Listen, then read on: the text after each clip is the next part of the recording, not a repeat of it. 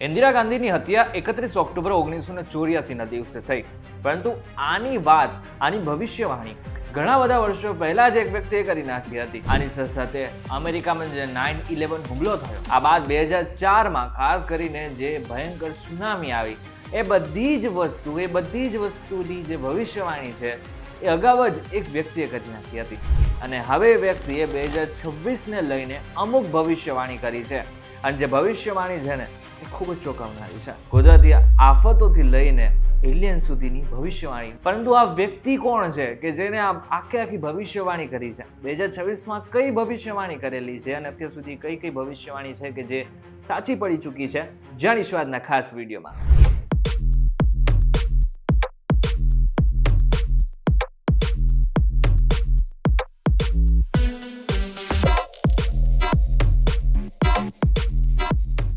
નમસ્કાર, welcome back focus digital પર તમે જોઈ રહ્યા છો ડેલી ડોઝ અને હું છું આપનો દોસ્ત કરણ ચરોતરા.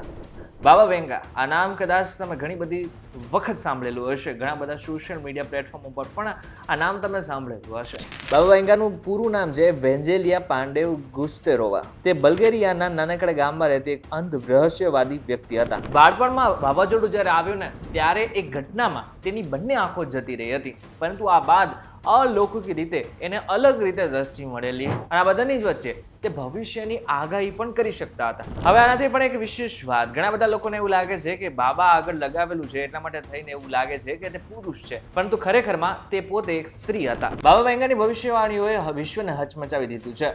1984માં ઇન્દિરા ગાંધીની હત્યા, જેમાં તેમણે નારંગી પીળા વસ્ત્રોમાં એક મહિલા નેતાના મૃત્યુની વાત તેમણે કરી હતી. 2001માં જ્યારે 9/11 હુમલો અમેરિકા ઉપર થયો હતો, ત્યારે પણ બાબા વેંગાએ એક ભવિષ્યવાણી ઓલરેડી કરી નાખી હતી.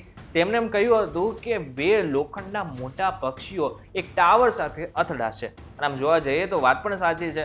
2 લોખંડના પંખીઓ એટલે કે 2 વિમાન, એક ટાવર, એટલે કે આપણે બધાને ખબર છે કે જે રીતે હુમલો થયો એ બરાબરની ભવિષ્યવાણી બાબા વેંગાએ ઓલરેડી કરી નાખી હતી. પરંતુ હવે મોટી વાત કે બાબા વેંગાએ 2026ને લઈને કઈ મોટી ભવિષ્યવાણી કરી છે.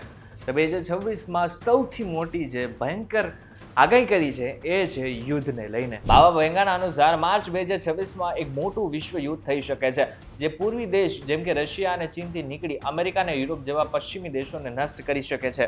અને સામાન્ય રીતે એવું પણ કહેવામાં આવી રહ્યું છે કે આ કદાચ ત્રીજું વિશ્વ યુદ્ધ પણ હશે. આનાથી પણ મોટી ભવિષ્યવાણી એમણે કરેલી છે એ છે એપ્રિલથી જૂન 2026 સુધીમાં કુદરતી મોટી આફતો આવી શકે છે, જેમાં ભૂકંપ, જ્વાળામુખી વિસ્ફોટ અને ભારે હવામાનથી પૃથ્વીની 7 થી 8% જમીન તબાહ પણ થઈ શકે છે.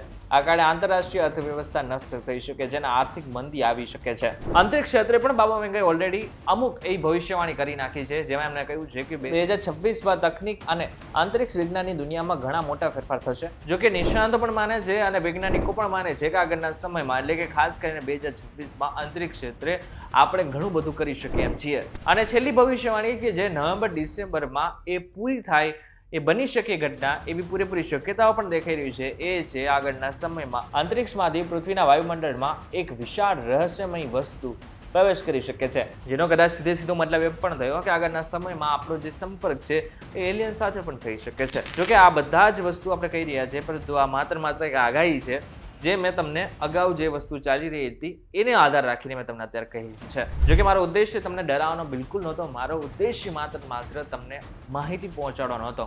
તમને ઓલરેડી મેં કહી દીધું છે કે બાબા વેંગાની અમુક આગાહી સાચી પણ પડેલી છે, તો બીજી બાજુ બાબા વેંગાની અમુક આગાહી માત્ર એક અફવા થઈને પણ રહેતી છે.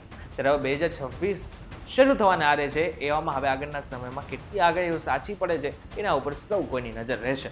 ત્યારે આવો બદલે લઈને તમારું શું કહેવું છે જરૂર કમેન્ટ કરીને ચોક્કસથી કહેજો. વિડીયો થકી જો તમને કોઈ ઇન્ફોર્મેશન મળે તો વિડીયો લાઈક અને શેર જરૂરથી કરજો. તથા આ જ ઇન્ફોર્મેટિવ વિડીયોઝ માટે વીટીવી ડિજિટલ સાથે જોડાયેલા રહેજો.